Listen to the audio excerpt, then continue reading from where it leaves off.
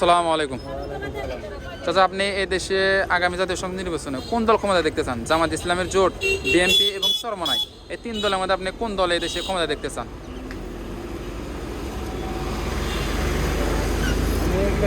আমি তো কোনো করি না।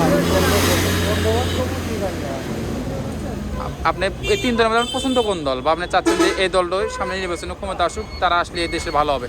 জামাত ইসলামের জোট, বিএনপি এবং চরমনাই, তিন দলের মধ্যে কোন দল আসলে এই দেশ ভালো হবে এবং সাধারণ মানুষের আশা প্রত্যাশা পূরণ হবে? বিএনপি আসলে ভালো। আপনি চাচ্ছেন যে বিএনপি আসলে সাধারণ মানুষের ভালো হবে, আশা প্রত্যাশা পূরণ হবে। কেন আপনি চাচ্ছেন যে এই দেশে বিএনপি আসুক? আমাদের এলাকার সবাই বিএনপি করে, গুণী, ওরা খুব ভালো, এই জন্য করে।